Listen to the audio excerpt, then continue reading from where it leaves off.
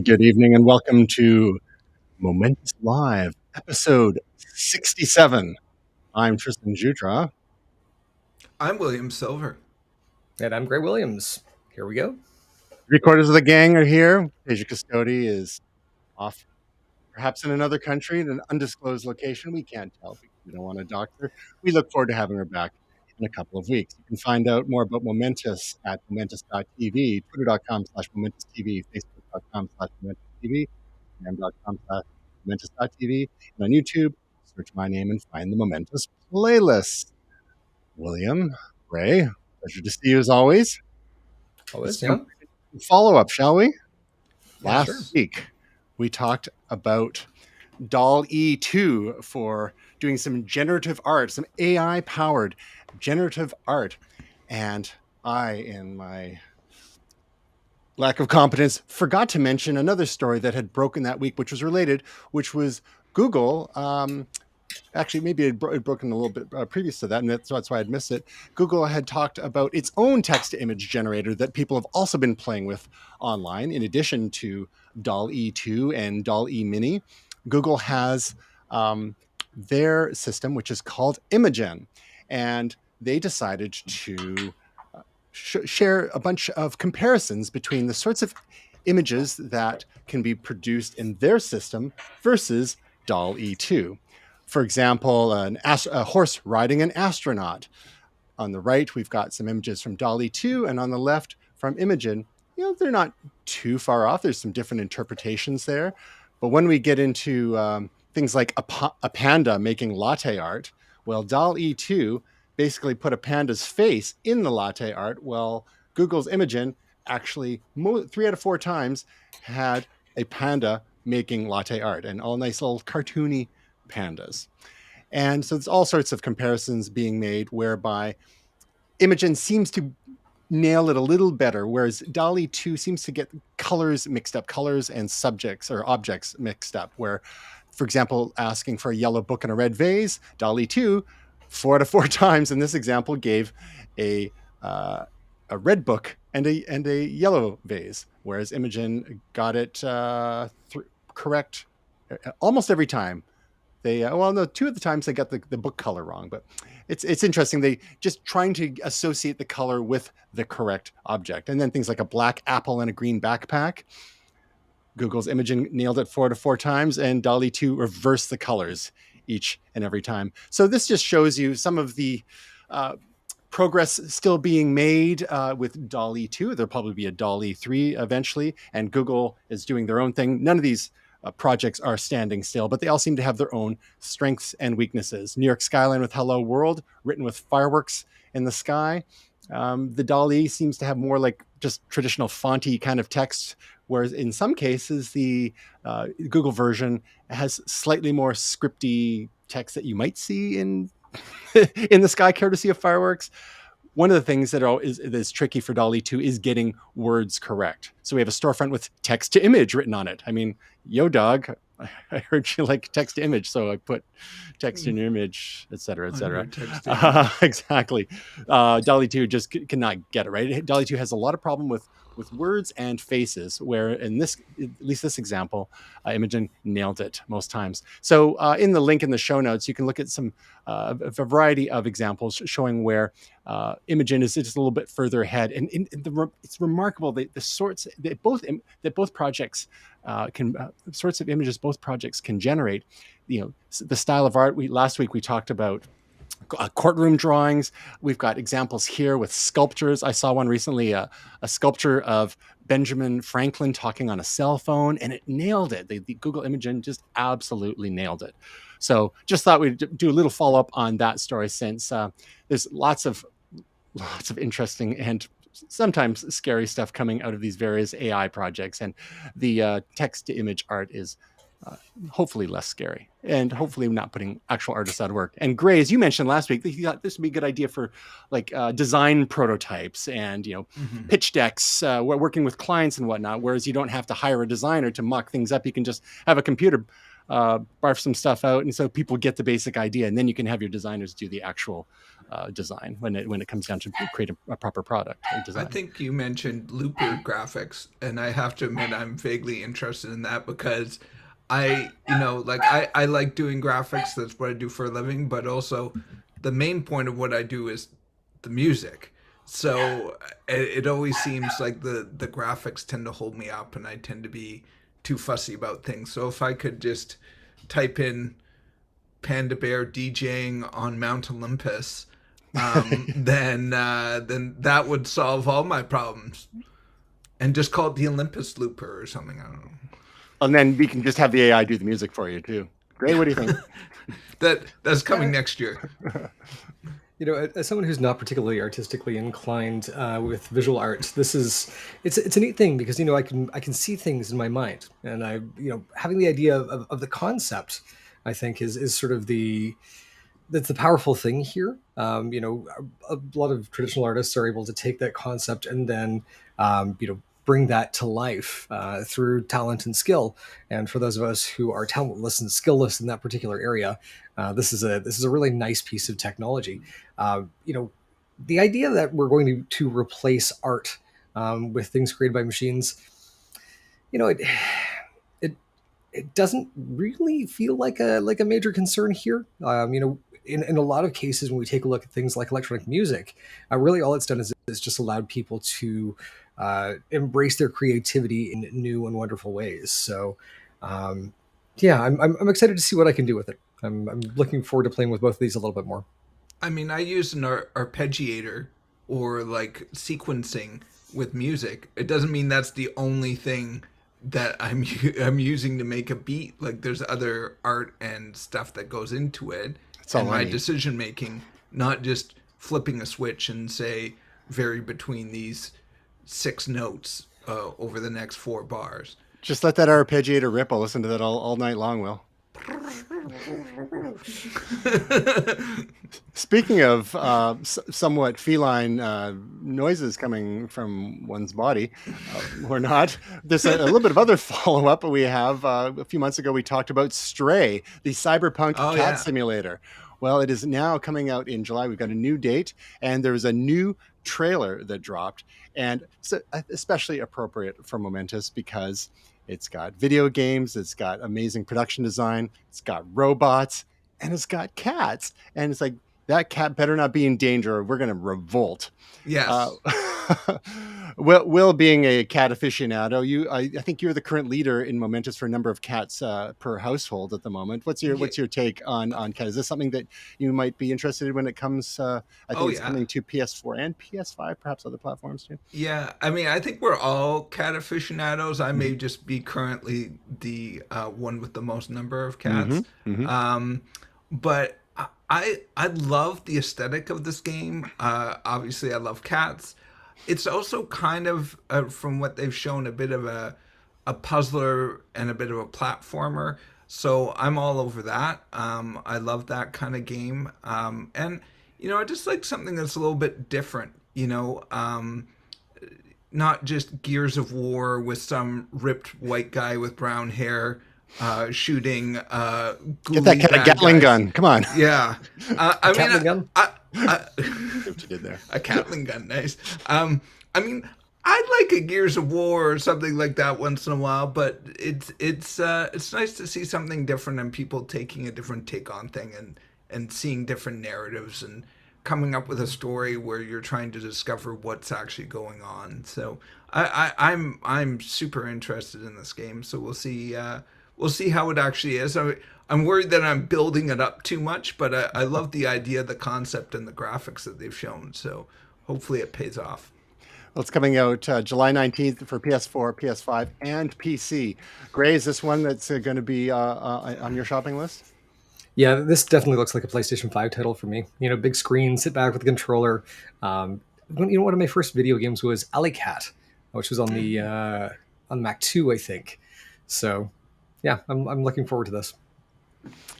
Quick callback to our quick callback to our previous story on using DALL-E 2, which is publicly available. Will, here you go. A Panda DJ on Mount Olympus. Here's 9 different takes. Download it for me. Will do. There are a couple of little horrifying abominations, but Yeah, the one on the bottom left looks like somebody got smushed.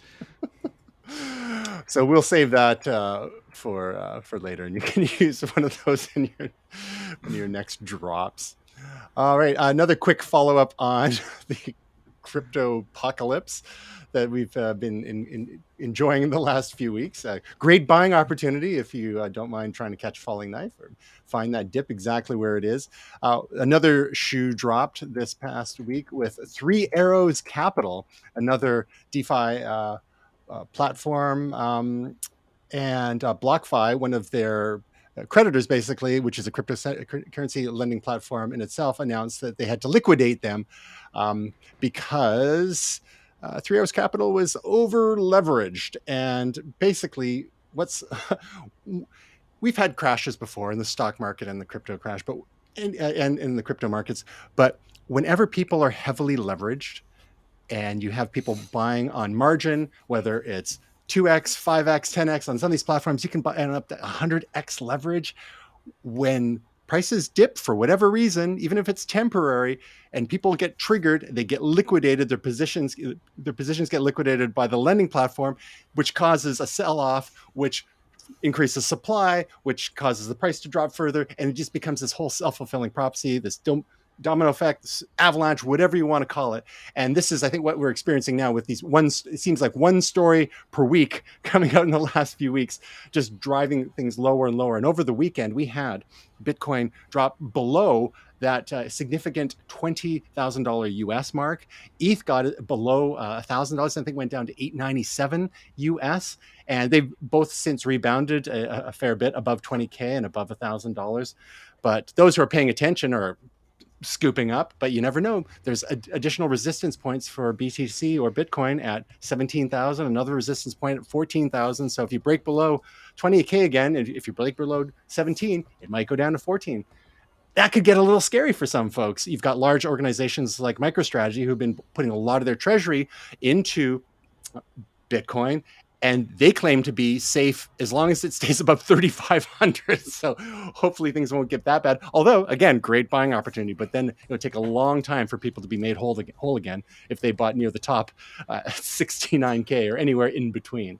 So there's a few different angles to this story that we'll just, again, leave mostly in the show notes, but that we want to touch on very quickly because, of course, people have got all their takes on there. We've got one of the original founder of Doge or Dogecoin, went on the record in one more interviews talking about how he felt that things were a bit of a Ponzi scheme at the moment, or built on a house of cards, a lot of crypto.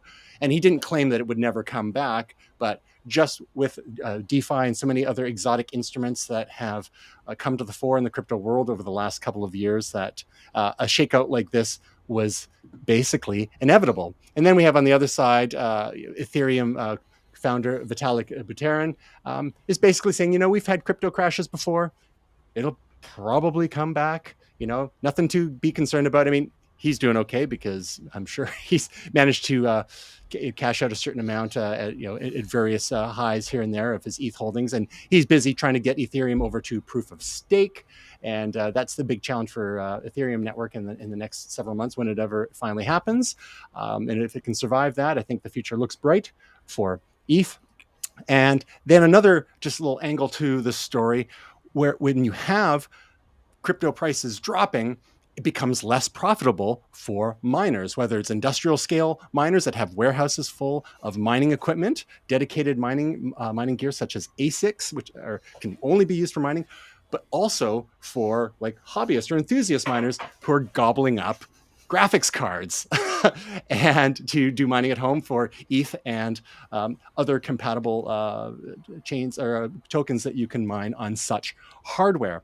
Now, with the prices going so low, it becomes less profitable or even loss-worthy to engage in some of these mining efforts with the power requirements and, of course, the cost of the equipment itself. So now some gamers are maybe going to be happy that there'll be less demand on these graphics cards, so they can actually buy them for graphics. Or there may be people selling off their former mining rig cards on Facebook Marketplace, Craigslist, or what have you, eBay, so people can actually get the graphics cards they've been hoping to get, so they can actually do some proper gaming. Gray, let's get your take on this. This collection of stories, but it's mostly about the different aspects of where we're at in the current crypto winter. Sure. I mean, looking at the creator of Doge, I don't know that he's really had anything relevant to say for quite some time. Looking at DeFi, this one kind of feels like a broken clock right twice a day. The DeFi folks, we've seen a lot of move fast, break things type of behavior. Looking at how they've approached some of their products, they really has felt like looking at how things are regulated in the traditional finance world and looking at the disparity between what's going on in DeFi, there is this vast gulf in between where good behavior can happen, not leveraging yourself 100 times. But we're asking people to take responsibility for their own actions here. And in some cases, it's greed driving a lot of how they were behaving.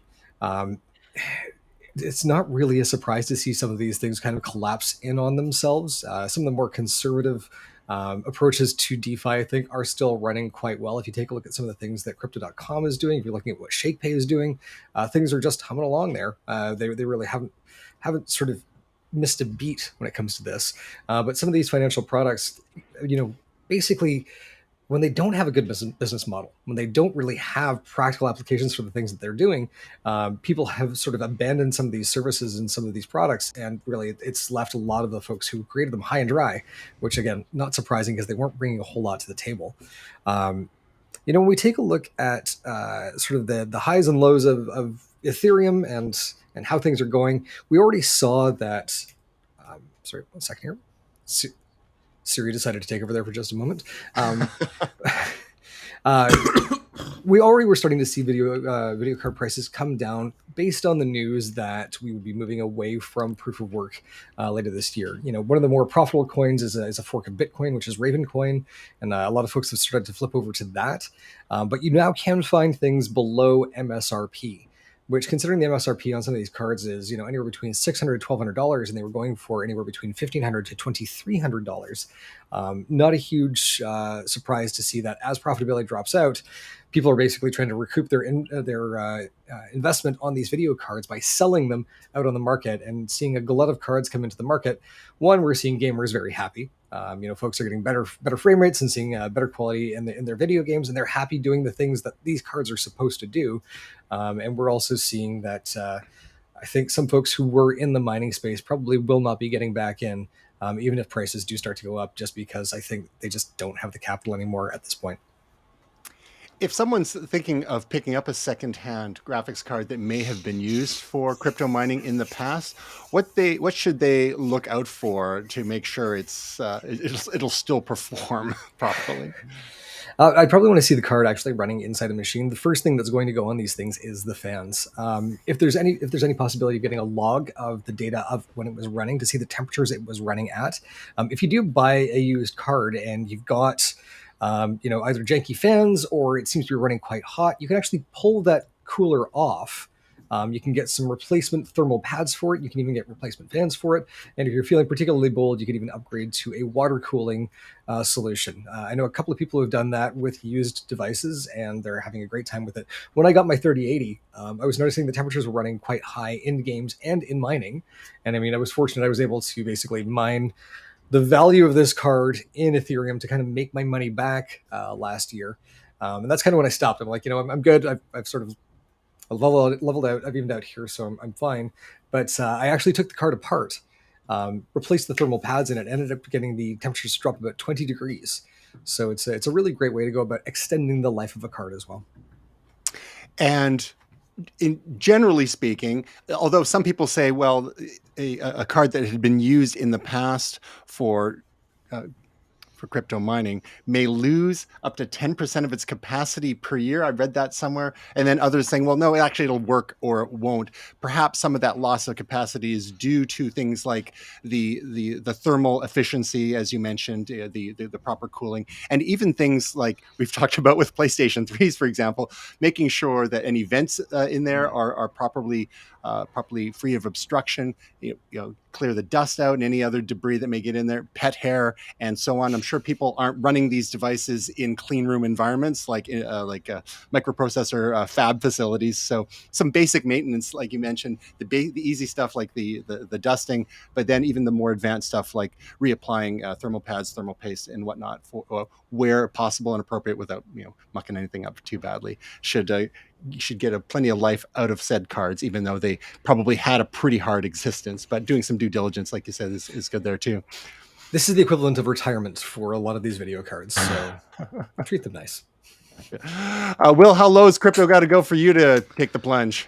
I don't know. It's definitely getting interesting. I think to Gray's point, I'm not going to do anything but a blue chip cryptocurrency. I'm not going to do any of these sketchy products or Ponzi schemes. I think I'm good with Bitcoin or ETH.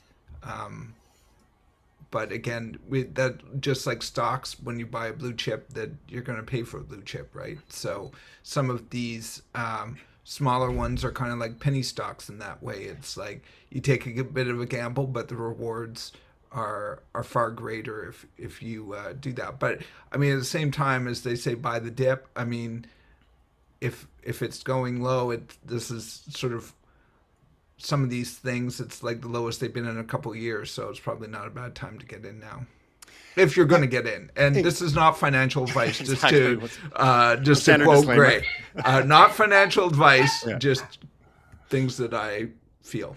It sounds like Solo's given some advice of some kind there. And with any of these things, like I think that's a good point. Will, anyone who's perhaps crypto curious, but wants to is a little conservative in their investment approach, if you stick to the big ones like BTC and ETH, and don't leverage yourself, right? Like that's the thing, is like you only lose money if you sell, if things go in a dip and you sell, but you might be forced to sell if you're highly leveraged, right? That's where people are getting themselves into danger. So, but that's BTC true with anything. Like this is the mortgage crisis of 2008, right? That wasn't stocks, that wasn't cryptocurrency, that was housing. The stock market was involved, but it was people spending too much on houses, and that's one of the things people are worried about now. People who just bought in the last huge selling crisis, at least in Vancouver, where people were bidding $200,000 or $300,000 over asking. And now if interest rates go up, are they going to be able to afford that inflated mortgage if they're on a variable mortgage? Sorry, this is becoming the financial podcast and not the tech podcast. But can they afford it if their variable mortgage goes up, if we get to higher percentage rates and they paid way over assessed value? Is that, are they going to be able to survive? I worry about people. Or even if their fixed mortgage comes up for renewal, maybe say like next year, and then MOMENTOUS Live is brought to you from a cardboard box streaming live. I was going to say car, but cardboard box. Okay. Yeah. Hopefully you hit the car first and then the cardboard. It's a family box. Tradition. All right. On to some new news. Speaking of having nothing at the end of the crash, Nothing has revealed the design for their Phone 1. We saw from Nothing a few months ago their nice looking earbuds, and they call the 001, I believe. Nice, some transparent elements, looked pretty cool, a little different than anything else out there. We're finally getting a sneak peek of the Nothing phone, which I believe will be officially announced next month. But the way leaks go, they figured they would pull a Google and get ahead of the curve and just start sharing some images now. And then we've even got some YouTubers and others have been sharing their hands-on experience in some cases. We've got Marquez Brownlee, MKBHD, managed. I guess they sent him one because he's pretty influential in the tech space nowadays, and gave a little demo showing what one of the most intriguing features for this model does, and that is the LED strips on the back of the phone, which are used for different sorts of notifications, which you can configure in the built-in app. The look here, almost like this naked robotic core sort of look, is pretty cool. In some ways, kind of looks like an iPhone 12, but with a clearer back. But just when you see how the LED strips work, I mean, it's almost like a Tron phone in a way. Gray, what's your like? Do you like the look of this phone? Do you think this is just pure gimmickry, or is this going to have an actual appeal and move some units now that they're finally releasing a phone? I think looking at this in the Android space, it's unique. It's they've really decided to do something different, which I appreciate. Mm-hmm. I've seen in the past, and I think you probably had this on at one point, using the flash on your phones to indicate when you have a message or when there is an alert that you need to pay attention to. And that was always, it's quite a sharp, bright light, which is, it's not really a pleasant experience. So looking at this and seeing a new way of interacting with the user, I think nothing's onto something here. I don't know if it's something I would necessarily be interested in. For me, the Apple Watch is actually kind of my more desired way of interacting with my phone. Instead of getting flashes or beeps, I get this small buzz on my wrist. I've got all the sounds off and everything, and it's just that tactile sensation of, okay, I've got something I need to pay attention to. The moment that you start adding lights and sounds in, that's no longer a personal experience. It now is involving other people around you. And so I'm not sure that that's something I would like to do, but I'm curious to see how people react to it. I think looking at the Android space, this is actually going to catch a lot of attention.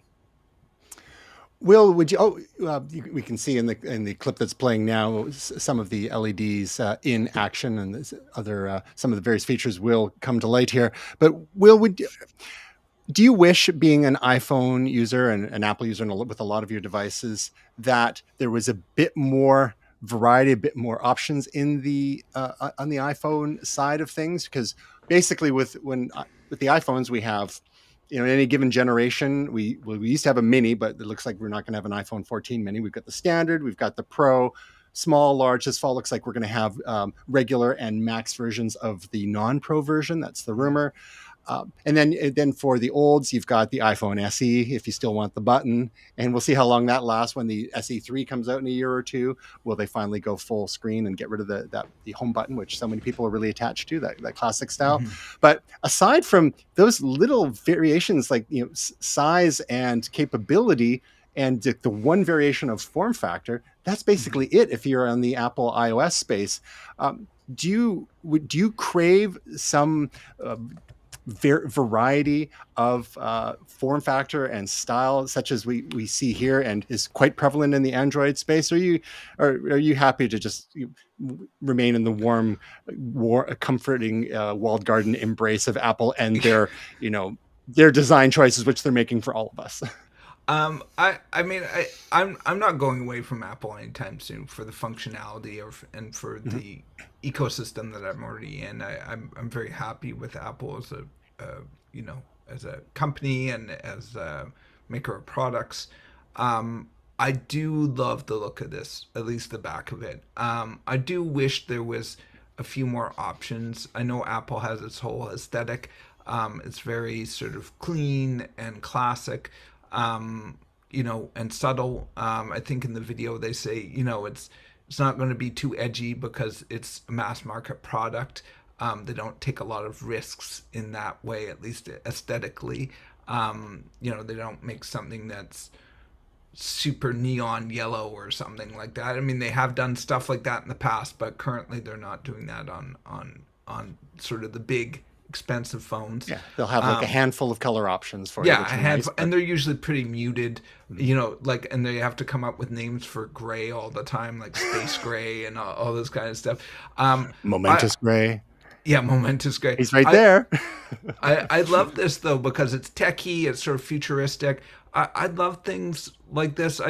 I've often thought, why doesn't somebody do a phone with sort of a cutoff corner, like a diagonal corner or something like that, like something a little bit more interesting instead of, as they say, just a glass slab. Mm-hmm.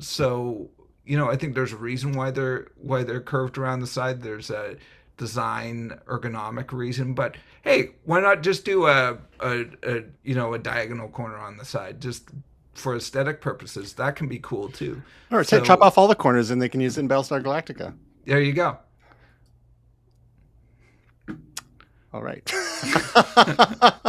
Nothing to say now. Okay, but I mean, the cues, the design cues here are real. I mean, it's very iPhone, 11, Yes. 12, 13 ish in these images. So I mean, Apple still has really set the design language for a lot of phones out there. But to Gray's point, you do see a lot of variety in the Android space, and you've got like Asus ROG gamer phones. ROG is like Republic of Gamers, I believe, and they've got all sorts. And some of you got like, I think, liquid cooled phones out there, like all sorts of crazy designs, which look like they were done by 12-year-olds with MS Paint. Some of them, but yeah, just a little bit more variety would be nice in the Apple world, but it's got to make sense for them, right? They're dealing with such huge supply chain Yes. issues, like the volumes that they're cranking out. It's not really in their best interest to do niche models, and hardware is hard. So if these little guys like nothing want to go for it, then all the power to them. But they've got to play in the Android space. But if I had to pick an Android phone, like this one looks kind of cool. Like, Yeah. you know, I mean, they don't want a $1,200 lime green phone with cut corners sitting on a shelf that they can't sell, right? mhm. So if those are worth so much money, they want to sell them. But yeah, I mean, I think where you get to the customizing for me with iPhones is the case. So I just always put a case on with some design or something that I like on Exactly. it. So that's the way I customize it, but it would be nice if there were more options. All right, moving on, we've got a little grab bag of EV stories from the last couple of weeks that I'll just run through them very quickly with an overview. And Gray and Will, if you want to, at the end, sort of cherry pick one or two of these that speak to you that you're kind of interested in, and we can take it from there. So one thing that it hit the news. Well, it was like more of a flashback sort of story with Jeep, as we talked about a few months ago, is starting to tease some of their new EVs and hybrids, and there's one that we're going to talk about in a moment. But there's actually back in 2009 teased a number of designs, including this Jeep Wrangler EV that made the rounds but didn't really end up actually going anywhere. And they sort of demonstrated some design concepts for their standard line and across the board, but EV versions. And of course, they have to have giant letters that say EV on them, so you know what you're looking at. And they have this nice green color and so on. But this week, we've got a new Jeep Grand Cherokee 4xe. This was teased last fall, but at the Milano Monza Motor Show, which is happening, happened over this weekend in Italy, in Milan, we got to see the new Jeep Hybrid, which it's pretty conservative looking. It doesn't look like this way out sort of EV designs that we're seeing from, of course, Tesla kind of started it with their sort of bubble cars, and there's a lot of common design language there. And we've had the BMW i3, which was quite different looking, and even recent offerings from Kia and Hyundai share the EV6 and the Ioniq 5, which share a platform but radically different body styles. Jeep, with this model, this hybrid anyhow, is going for a bit more conservative. It looks kind of like a regular Jeep Cherokee, just grown up a little, and EV, not entirely different from what we've seen with the Toyota Highlander EVs. At the opposite end of the spectrum, we've got prototypes from China, such as the Jidu Robo 1, which looks like it's from the future, and some interesting badging, again, kind of in that super aerodynamic style, which is a constraint if you want to max out your fuel economy. But you don't like traditional doors? Well, not only will we do kind of flip up gull wing-ish doors, or they're not even that, but then we've got suicide doors as well for the rear. So pretty interesting looking designs there. And then I mentioned the Kia EV6 and the Hyundai Ioniq 5. Well, built on the same platform as those two vehicles is the 2023 Genesis GV60. Genesis is the high-end line of Hyundai, and it's kind of like what Acura is to Honda. So they're making the most of this platform they've built with a different sort of style altogether. I'm getting kind of almost Infinity vibes from this. Although with the it looks kind of like we have an Infinity QX50 from 2015, not entirely dissimilar to this, like a little hatchback crossover dealy. One of the key features in this Genesis model is the split headlamps, and of course we're getting into the territory of 400 kilometers or so range with some of these. Another story this week: Buick is rebranding itself as an electric-only automaker. Not a lot of substance yet, aside from a mock-up here and there. So will this be enough to get younger generations to finally consider Buick and not just granddads anymore? And another extreme example at the other end of the spectrum, this teensy solar EV could be the future of city driving. Light electric vehicles, such as the Squad Solar City Car. Now, it looks like a death trap in some respects, but not entirely dissimilar to a smart car, the regular or EV versions. Just a little boxier. It's the kind of thing you would often see gas-powered versions in developing countries, but I think it wouldn't be long until we see stuff like this in European cities with their narrow streets. And after that, we've got further down the spectrum, the Cake Osa electric motorbike, which we're seeing all sorts of options springing up in the world of micromobility, whether it's e-bikes or e-scooters. Gray and I, back in, 2015, we went to the Vancouver International Motorcycle Show and had a look at the Zero motorcycles, one of their models there, and they had only been going a couple of years at that point, and they're still going strong with their full-on electric motorbikes. This is more of a stripped-down, almost utility-style motorbike, and here it's being shown as carrying a surfboard because why not? We have a video on Zero motorcycles. We did indeed, yeah. So this Cake Osa is a fair bit different than that because you're not going to be necessarily carrying a lot of passengers on this or going for long rides. It seems a bit more utilitarian. Pop down to the beach. This is the kind of thing you could see some couriers using. A lot of people doing DoorDash, Skip the Dishes, Uber Eats, that kind of stuff as well, and less money to operate than a full-on electric car, even, or of course a gas-powered car. Oh, look, they've got a passenger on this one here.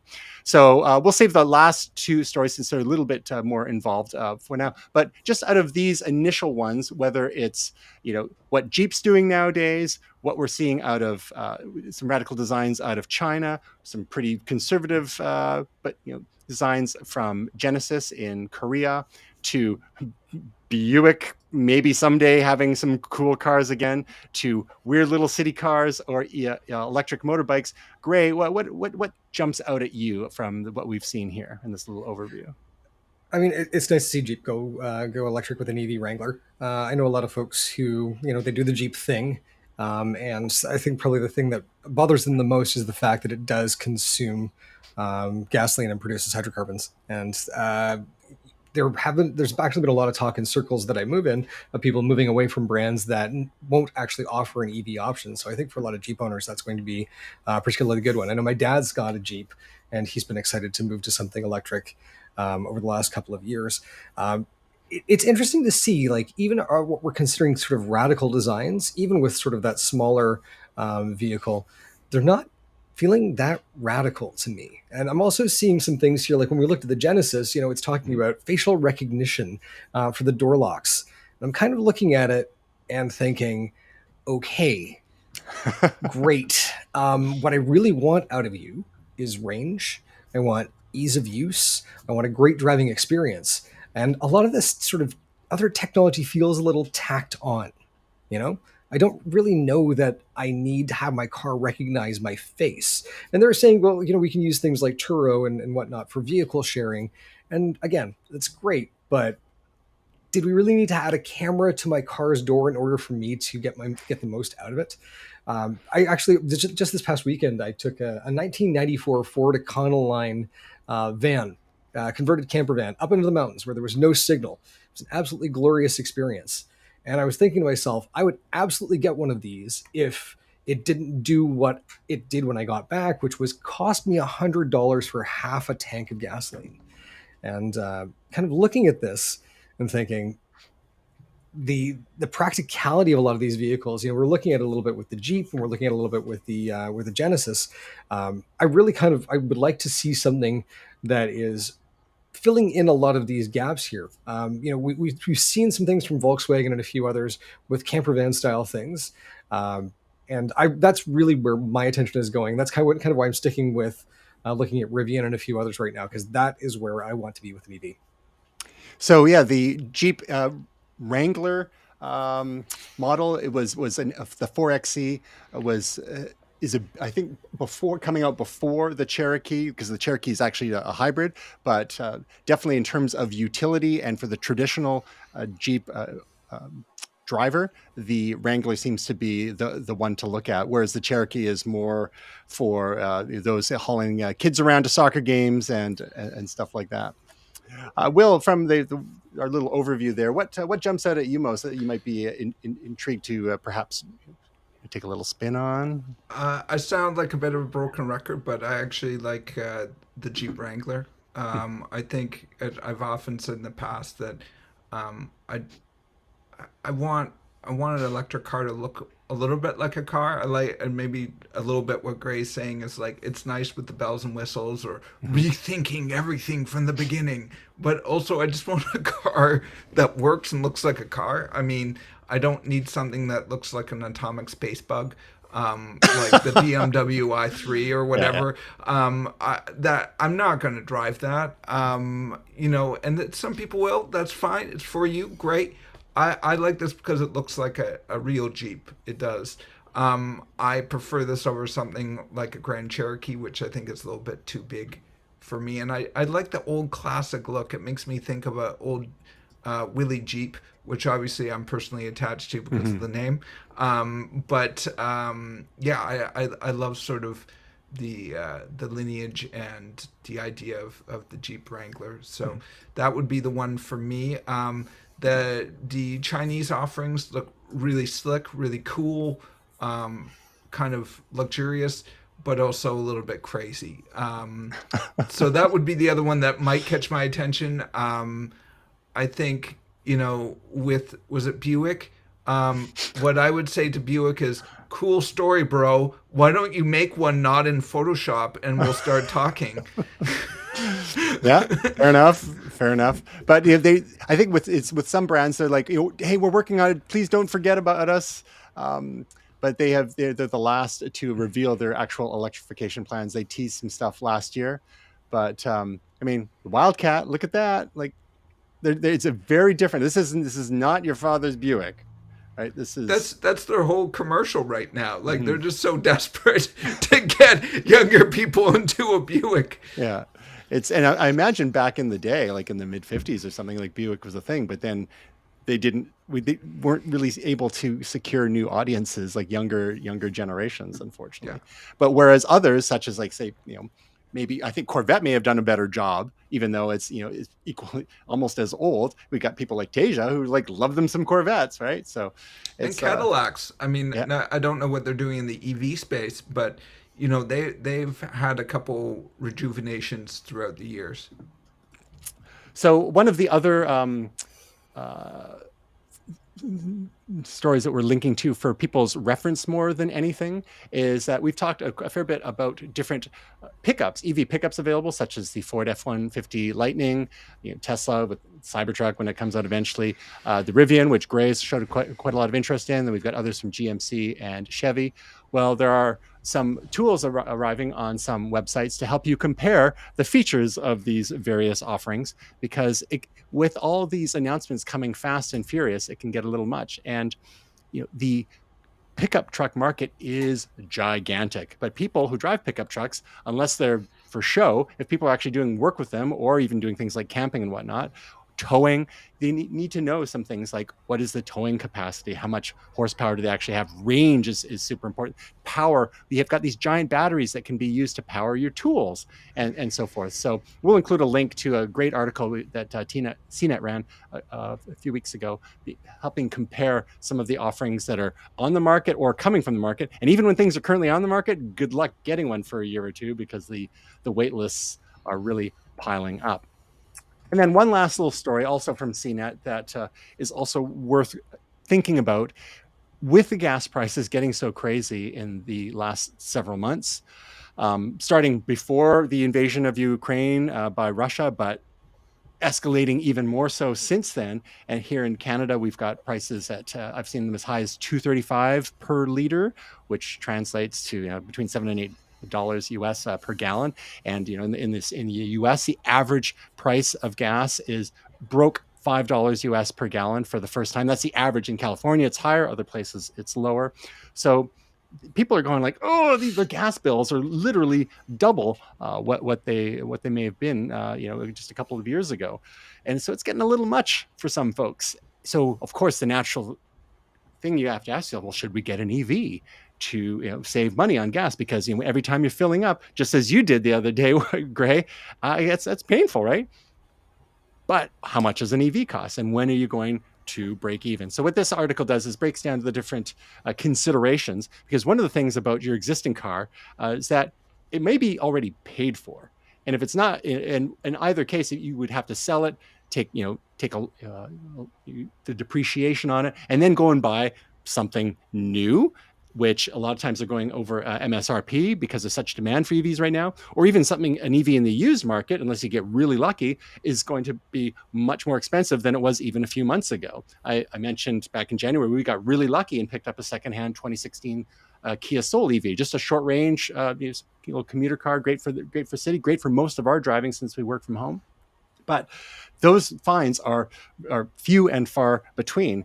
And the bottom line with the average person looking for the average sort of car is that your break even compared to your gas car is not going to be for about 13 years. So there are other reasons to consider EVs, of course, the less maintenance costs, but also, the impact on the environment, CO2 emissions and so on and so forth. But if you're looking at it purely, to save money on gas, it's important to look at it a little bit more closely. Maybe if it's a second car and you can find a used one, you've got your gas one for your longer trips and whatnot, and you're not spending lots and lots of money on a high range EV, the calculus might be a little bit different for you. But just a great resource for anyone thinking about the stress of these existing high gas prices, and is now the time to make a jump to an EV. Again, even though it could be, some of the waiting lists are as much as 2 years for some models. Praise.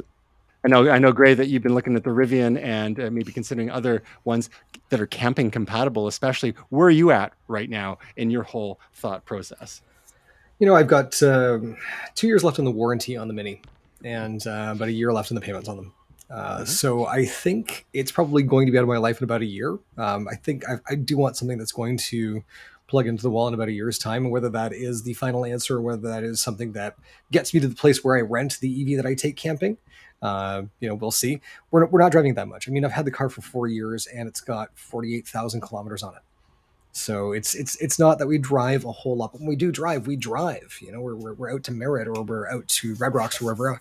So it's my use case in specific is really, I'm not going to be filling up on a day-to-day basis, but the importance of not polluting the environment is that high to me that I think I would pay the premium.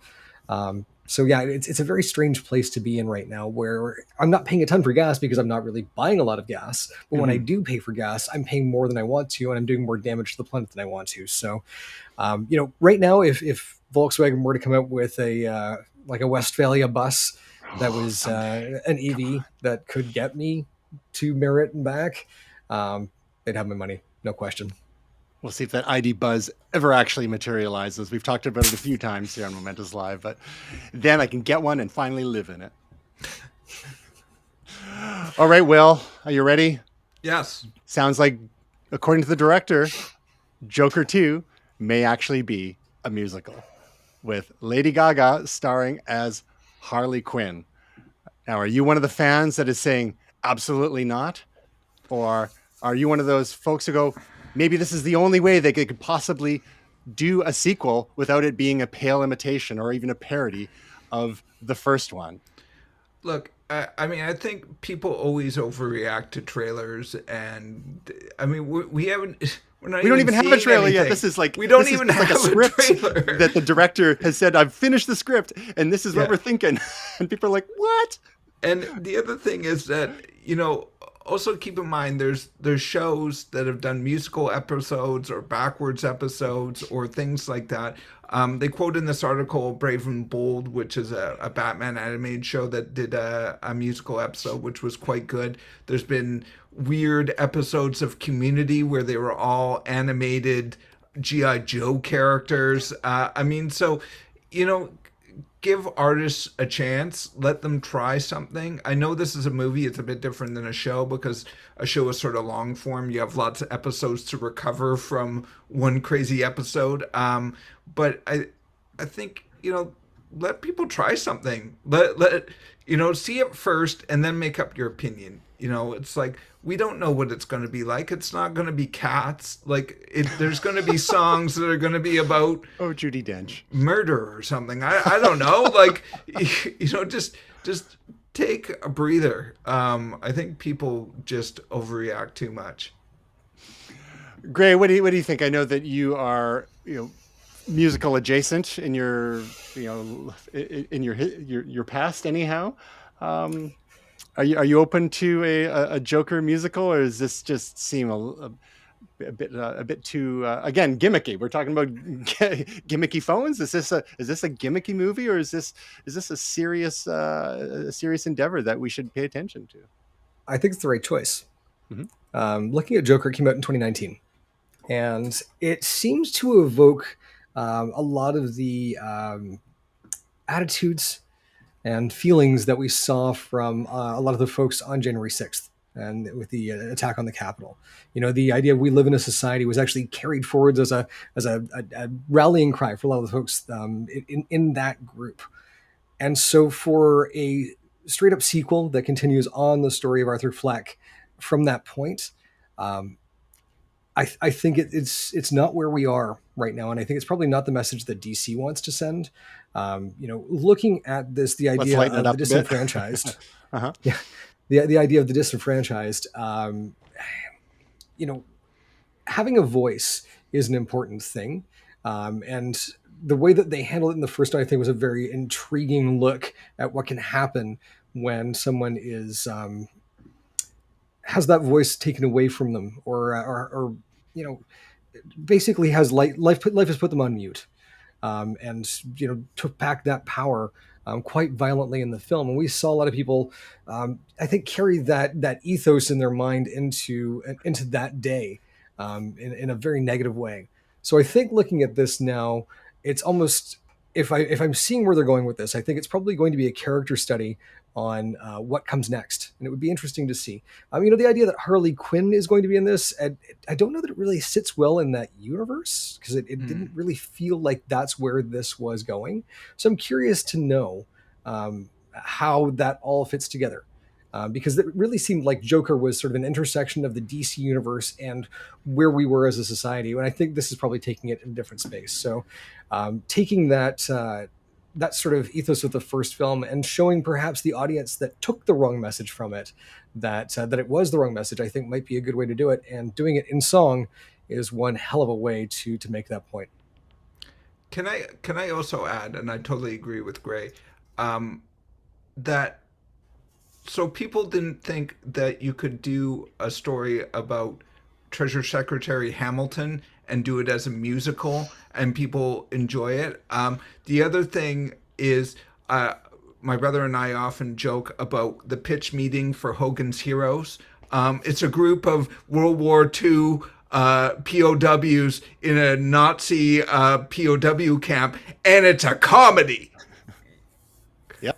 So, I mean, I believe the tagline was, if you loved World War II, if you liked World War II, you'll love Hogan's Heroes. I know nothing. So just like, that was a callback. Things sometimes don't translate on paper. You don't know what it's going to be. You haven't read the script. So, And what about the actual vocal performances we might expect? Some people will question, well, can Joaquin Phoenix sing? But if you saw Walk the Line, which came out in the late 2000s, I believe, the biopic about Johnny Cash, and also starred Reese Witherspoon, I believe, as June Carter Cash. Remarkable movie. They both did all their own singing for that, as far as I can recall. So I think we're okay. And Lady Gaga's obviously got the pipes. Gray, what do you think about casting Lady Gaga as Harley Quinn, especially given your concerns about whether it's the time for Harley Quinn in this kind of universe? Well, and again, I think if anyone can do it, she can. Gaga's really she's got chops, and so and a meat again, dress. it really comes, and it comes down to where the story is going to go with it. And I think, I'm here for this one. I really am. All right. Well, this could be if it's successful, it could be a trendsetter.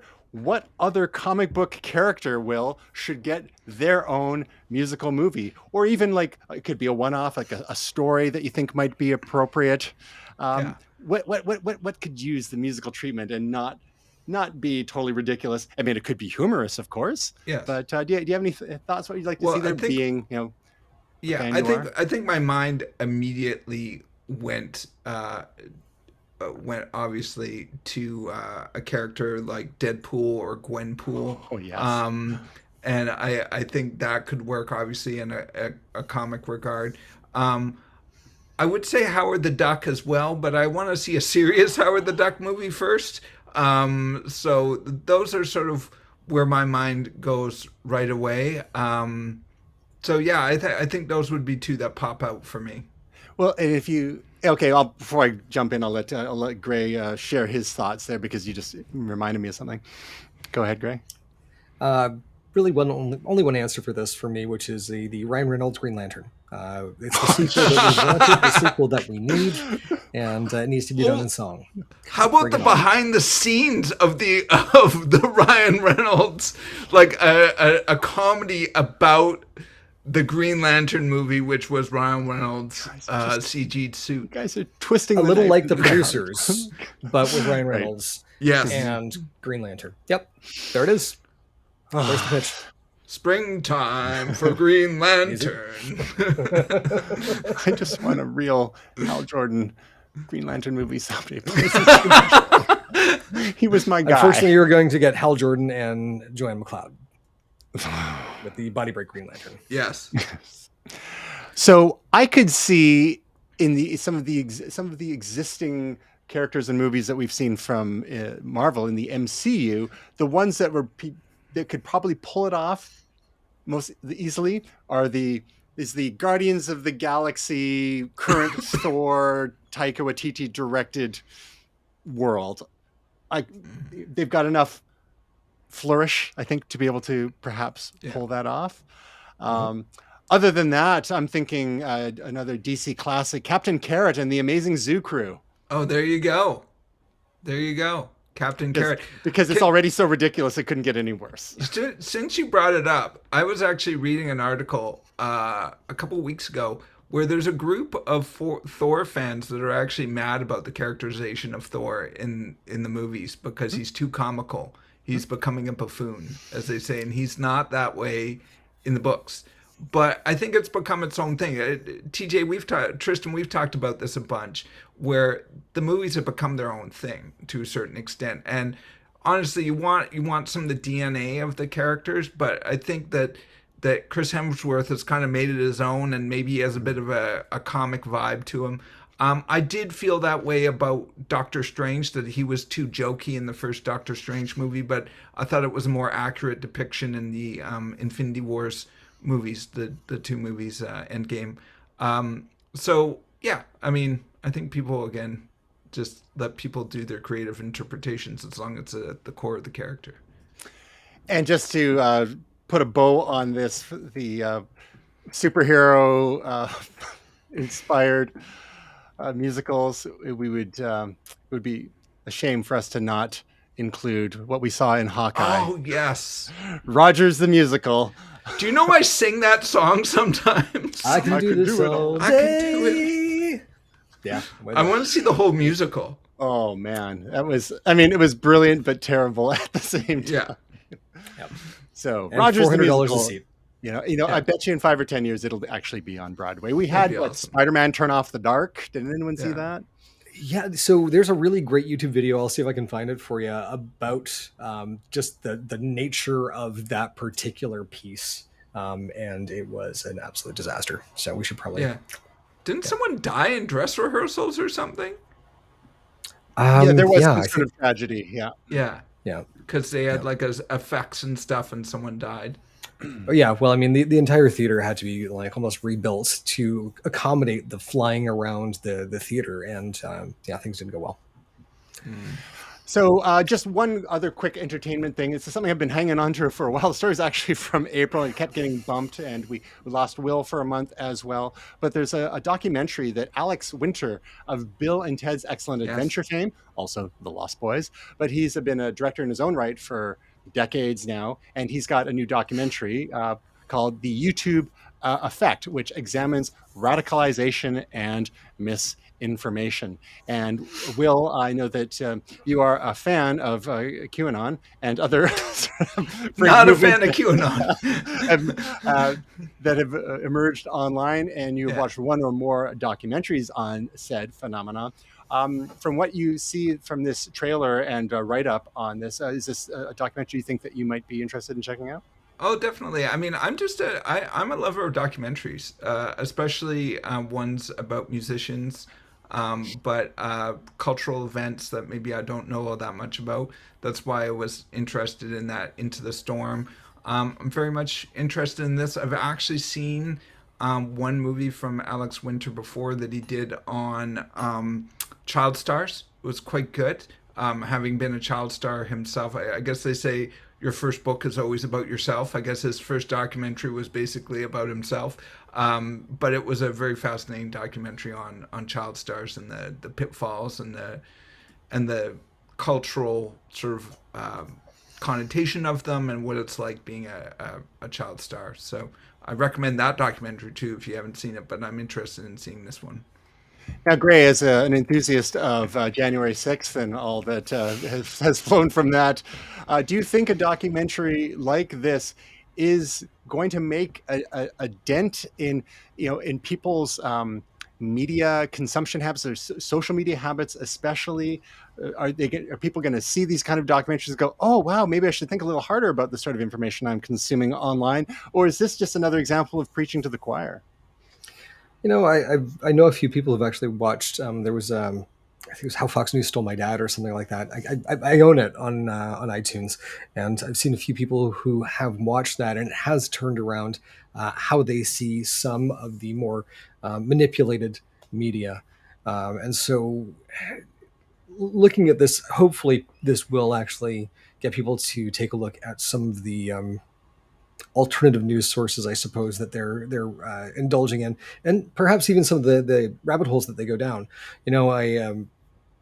I've basically been going through and trying to curate my own YouTube feed and noticing when you're looking at certain topics that are adjacent to other things, and they start recommending people who are in the space where they do radicalize people, and these things are popping up in my feed. You can see how people could, in a moment of vulnerability or looking for some connection with others, would actually follow these things down and end up radicalized. So hopefully this is something that can help out. All right, so on to our picks of the week. Before we wrap up here, Will, it's like it's the late 80s, early 90s all over again. Yeah. So I've been looking forward to this one for a while.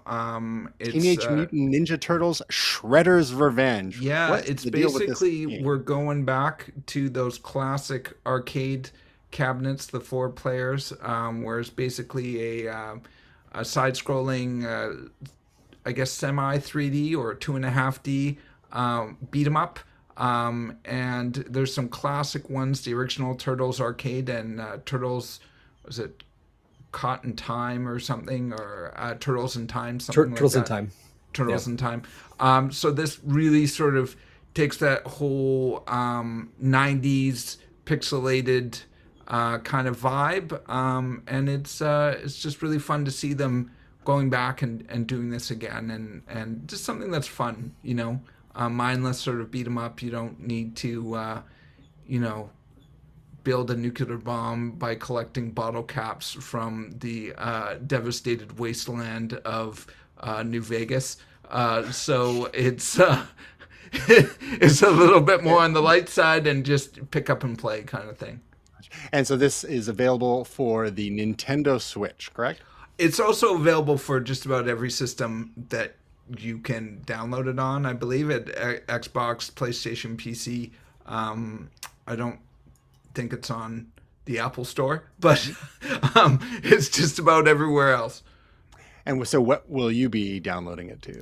I think actually PlayStation. PS4? So yeah, PS5 or PS4. PS5. Oh yeah, you're PS5 now too. Yeah. We're all in the PS5 club. Hooray! Yeah. So I think that's what I'll download it for, just because that's the new shiny box. But the Switch is appealing too. It might be kind of hard to play that on the small screen unless you Right. dock it and Or you could take it with you. Yeah, take it with you. Great pick of the week from you. Don't have one. I actually haven't watched any new television, played any new games. I've just been playing Destiny. I went into the mountains, listened to some music. That's Books, it. Um, podcasts, nope. anything? January 6th hearings. Yeah, those have been great. Laugh a minute. Laugh a minute. All right then. We got to get Gray to up his media consumption diet a little bit. Or a gadget. I was specifically not doing that this weekend. All right. A tool, a camping tool.